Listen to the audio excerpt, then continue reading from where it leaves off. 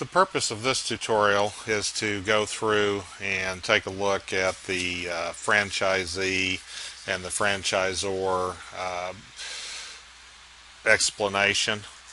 And so by now you should have gone through and taken a look at the information, filled out the spreadsheet, and posted to Blackboard.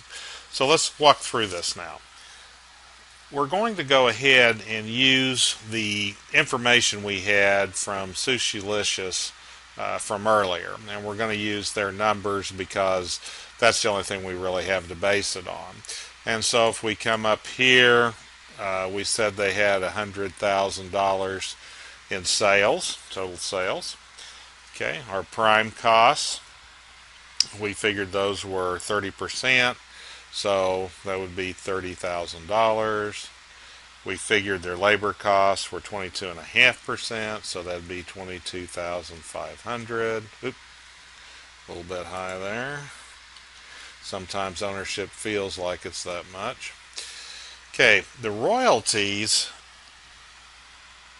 you should have come up with a number that would be pretty typical to the restaurant business, and if you went through, which I know you did, you would have seen variations all over the place. But for our particular case, I'm just going to use some fairly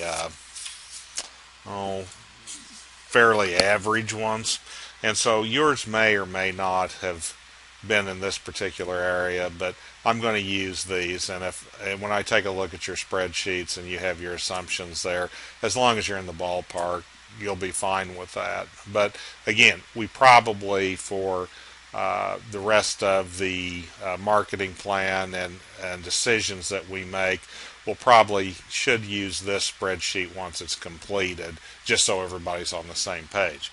Okay, I came up with about a 5% royalty, so that would be $5,000. Ad fund, 2%, not uncommon. And a local is usually like a 5%.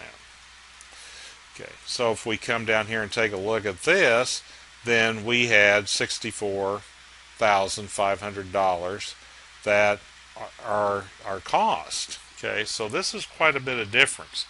We had we had $52,500 in cost without the royalty, ad fund, and local advertising. So the gross profit here is $35,500, whereas before, just when we had the one restaurant without it, it was $47,500.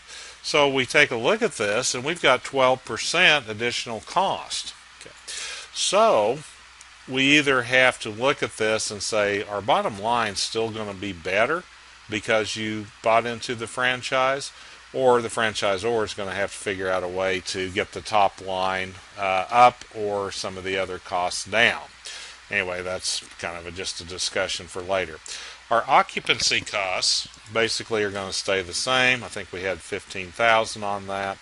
And so the bottom line came down was a franchise location, if it maintains the same type of sales that Sushilicious' original did, then they can expect a net profit of $20,500, whereas the original was $32,500. So that's a pretty significant difference there.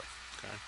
So if I'm looking at this, and this is where the point comes down, is that I can say if I'm relatively sure of this sales number for every location, then I can be relatively sure of this number for me.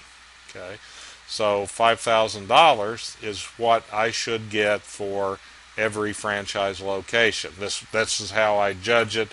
I may come in and figure out that I'm going to do some additional top line and it'll make an effect, but for purposes here, we're going to look at $5,000. Okay, our trademark registration, you should have come up with a number on that, and to go through and say just to do Sushilicious and not any other trademark associated with this, you should have come up with somewhere around $5,000. There's probably a little places to do a little less, places to do a little more, but in general, we should have had $5,000 in that. Okay. Our franchise disclosure document, and you may have looked around and hopefully you found some things where they were selling them everywhere for $5,000 to $100,000. Generally, to go through and set up a franchise disclosure document, get all the information set up for it, go through and do the whole thing, you're probably looking at $50,000. Okay, now that's your original setup. Every year it's going to cost you a few $1,000s because you have to have audited financial statements, you have to update it, you've got many things that go along with that. So your number may be higher, it may be lower, but I'm going to use $50,000. The operations manual is one that you're going to put together, and that's going to give all the standards that the organization needs to follow. And it also is going to tell them what their rights are if you don't perform, those type of things. So we're going to go through and take a look at this. But in general, the operations manual is going to tell the people how to operate their business. And if they don't operate it as prescribed by the franchisor, then the disclosure document and contract come into play, and then there will be issues with trying to get you to conform, or if the franchisor hasn't performed, then there's issues there. We start getting into legal wrangling. But in general, we're going to have to put it together. And this is one where you go through and they're going to tell you how to hire people generally. They're going to tell you how to run the operation. They're going to tell you all the things from start to finish of how to run that business.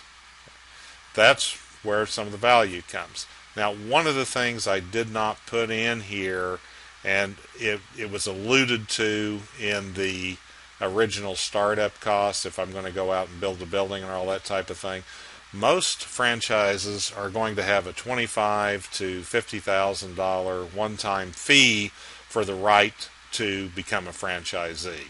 And I didn't really address that anywhere in this particular one. So let's use a number of $25,000. So this tells me that before I even can offer a franchise, I'm going to have $80,000 out of pocket. And from my experience, that's pretty low, but we'll just say that that's what it is. So I have to have $80,000 before I can even offer my franchise. Okay, and so if my monthly royalty here is $5,000, is my expectation. Well, that'd be sweet for each one location, but we're going to put 5,000. Then I'm going to have some type of monthly expense. And as we talked about in the original tutorial, somebody's got to run this deal. And, it can be run fairly lean, or it can be run with more. But in general, you're going to have somebody, and generally a couple somebodies, that are going to take care of this. There's got to be somebody that's going to go sell the franchise. There's somebody that has to be in contact with the franchisees. There's somebody that has to put together the marketing plans. There's somebody that has to make sure everybody's in compliance. There's a lot of issues here. Okay, and so if we sit there and we look at it and we go, okay, we're just going to guess. We'll say $120,000 a year. I'm going to have to hire somebody, and we're going to have some expenses associated with that. So that's $10,000 a month. So right off the bat, on the first year, not only do I have my startup costs, but I'm going to lose $5,000. Okay, one way to look at this is well, we can either cut the expenses to where we're only spending $60,000 a year so we can break even, or we're going to try to have multiple units. So we could take a look at this and say, okay, $10,000 a month seems to be reasonable, and if I have two franchisees, get out of there. If we have two franchisees, then that'd be $10,000. So I wouldn't make any profit. If I finally add my third franchisee, then I'd end up making a net profit. Okay.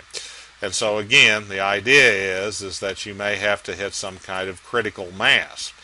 And that's normally correct. Most franchise locations have to hit about 50 units before they hit their critical mass to where they can even break even. Otherwise, it can be a losing proposition for a while until you get those particular ones spent. So let's just go back here and I'll correct this. So we have our original.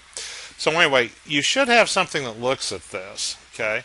And again, remember, the franchisor, and in Woo's case, Woo doesn't put this into Sushilicious's sales.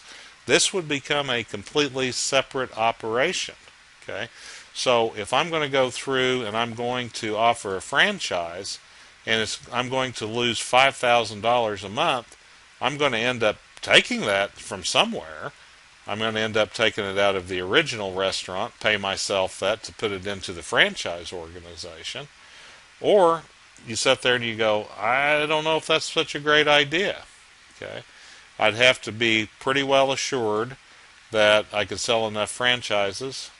I could keep the franchisees satisfied, and I can produce enough income to make a profit. And part of the exercise here too is take a look at it. So if it takes me 10 or 12 units just to where I can break even on a fairly low budget operation in a franchise organization, how many more units is it going to take before I reach his goal of producing enough income to where I can start funding and buying other restaurants? So anyway, that's the explanation on that. Use this as your basis for future case studies, and you'll use this also for your marketing plan template.